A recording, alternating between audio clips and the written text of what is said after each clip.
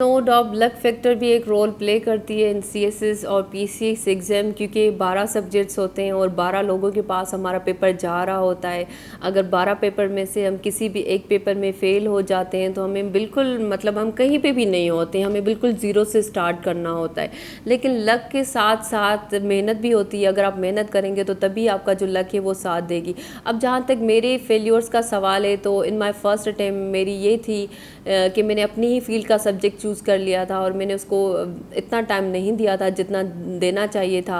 और जब मैं अपने सेकंड अटेम्प्ट की बात करूँगी तो मेरी बस स्ट्रेटजी ये थी कि मैं कंपलसरी में बस मेरे पास हो गए हैं अच्छे नंबर्स के साथ, अब मुझे सिर्फ ऑप्शनल पे काम करना है। तो सेकंड अटेम्प्ट में मेरी ऑप्शनल में 70+ मार्क्स थी सब में, और मैं फ़ेल हो गई थी जीके एग्रीगेट में।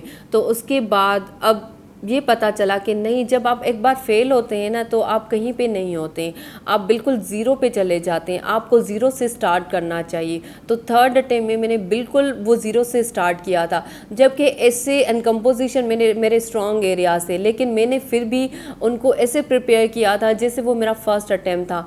तो लक भी रोल प्ले करती है, लेकिन लक तभी आपको फेवर देगी जब आप मेहनत करेंगे। सर इंटरव्यू का भी बहुत रोल होता है, क्योंकि इंटरव्यू वो फैक्टर होता है जो आगे आपका फाइनल रिजल्ट है वो डिसाइड कर रहा होता है, क्योंकि आप रिटन में जो आपको करना था वो आप करके आ गए हैं। अब ज़्यादा जो है ना आपका इंटरव्यू डिसाइड करता है कि आपने उसमें अच्छा परफॉर्म करना है और आपकी जो है वो अच्छी मार्क्स उसमें आनी चाहिए, तो आपकी एलोकेशन जो है वो बहुत डिज़ायर्ड ग्रुप में हो जाती है। अब ये था कि मैं एक ये गलती करती थी कि मैं ऑप्शनल सब्जेक्ट ज़्यादा रिप्लेस करती थी। अब मैं उस एस्पायरेंट्स को भी ये सजेस्ट करूँगी कि वो गलती ये ना करें। जैसे मैं फ़र्स्ट अटैम्प्ट में जब मैं फ़ेल हो गई थी तो मैंने अगेन एक सब्जेक्ट रिप्लेस किया था, और जब सेकंड अटैम्प्ट में अगेन रिप्लेस किए थे, और थर्ड अटैम्प्ट में I replace 2 subject and I opted for the philosophy. It was a very bold decision to opt philosophy, क्योंकि being a student of science और मैंने फिलोसफी को ऑप्ट कर लिया था, तो ये मेरे लिए बहुत एक चैलेंजिंग था।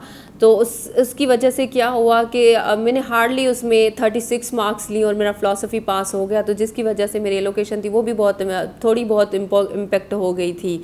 वो इस वजह से कि हम अगर ऑप्शनल सब्जेक्ट चूज़ कर लेते हैं ना, अगर उसमें हमारे मार्क्स नहीं आ रहे हैं तो हमें उन पे ही एफ़र्ट्स करनी चाहिए। यह नहीं कि हम जो है ना एक्सपेरिमेंट्स करते रहें कि हमें इसने स्कोर नहीं दिया है तो हम सेकंड अटैम्प्ट में दूसरा ऑप्ट करें, अगर इसने स्कोर नहीं दिया तो थर्ड अटैम्प्ट में तीसरा ऑप्ट करें। तो मैं ये एक्सपेरिमेंट्स करती रहती थी। अपने फर्स्ट अटैम्प्ट में भी सब्जेक्ट चेस किए थे, सेकंड में भी एंड थर्ड में भी। इंग्लिश से ये मुराद है कि बिल्कुल उसकी हाई वोकेबलरी नहीं होनी चाहिए कि एग्जामिनर को ही डिक्शनरी उठानी पड़े वो पेपर चेक करने के लिए।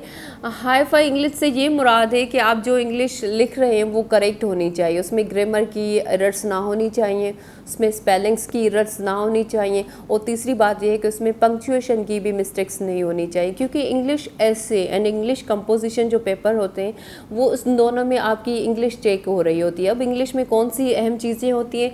नंबर 1 आपकी ग्रामर ठीक होनी चाहिए, आप इज़ M R S E S की मिस्टेक्स ना करते हो, सेंटेंस स्ट्रक्चर आप लोगों का ठीक होना चाहिए, वर्ब एग्रीमेंट्स की गलती नहीं होनी चाहिए, और सेकेंड बात ये होती है कि उसमें स्पेलिंग्स मिस्टेक भी नहीं होनी चाहिए, और तीसरी बात ये होती है कि आपकी पंक्चुएशन भी ठीक होनी चाहिए।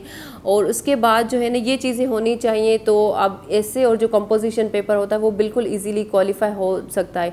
अब एस्पायरेंट्स को मैं ये कहूँगी अपनी इंग्लिश इंप्रूव करने के लिए कि पहले वो अपनी ग्रामर पे काम करें, अपनी ग्रामर ठीक करें। ग्रामर करने के बाद उनको ज़्यादा से ज़्यादा रीडिंग करनी चाहिए। अब जितनी रीडिंग करेंगे तो वहाँ से क्या होगा, रीडिंग के साथ साथ आप जब अच्छे अच्छे इंग्लिश के बुक्स पढ़ेंगे, फॉरेन ऑथर्स के अच्छे अच्छे राइटर्स के बुक पढ़ेंगे, तो आप वहाँ से क्या पिक कर लेंगे, आप वहाँ से वोकेबलरी भी पिक कर लेंगे, आप वहाँ से पंक्चुएशन भी जो है वो देख लेंगे कि यहाँ पे पंक्चुएशन का क्या इस्तेमाल है, यहाँ पे क्यों इस्तेमाल की गई है ये, और उसके बाद जो है आप वहाँ का सेंटेंस स्ट्रक्चर भी बारो करना स्टार्ट कर लेंगे।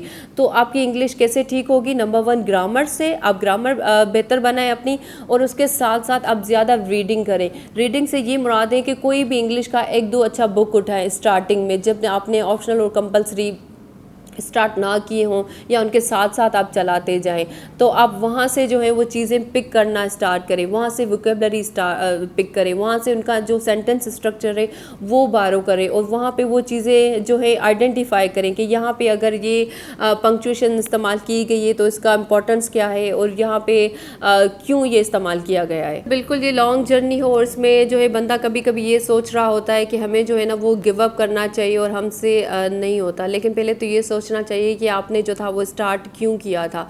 अब मेरा केस ये था कि मुझे बहुत मुश्किल से परमिशन मिली थी, and my father has been a big support in my CSS journey.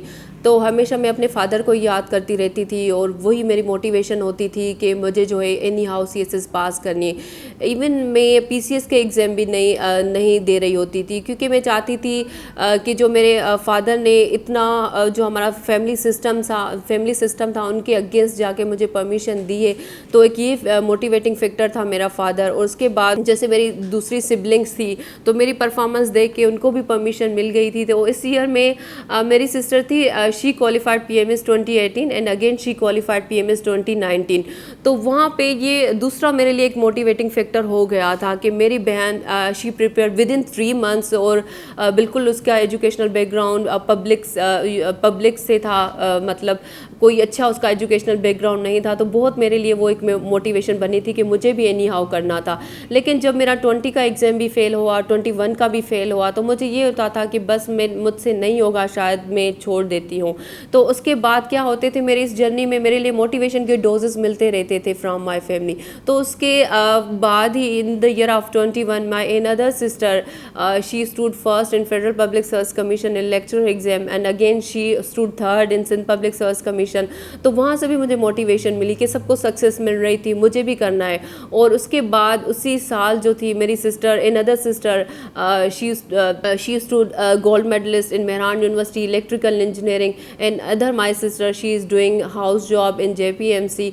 तो ये क्या होते थे, इन जो 5 इयर्स की मेरी जर्नी है, उन जर्नी में ये मुझे विद इन फैमिली जो मोटिवेशन के डोजेस होते थे वो मिलते रहते थे। तो वो डोजेस जो होते थे वो मुझे ज़्यादा मोटिवेटेड रखते थे, और ज़्यादा जो है मैं उनसे अच्छी प्रिपरेशन कर लेती थी और मोटिवेटेड रहती थी कि नहीं मैंने भी करना है और एक दिन मैंने भी अपने आप को प्रूफ करना है।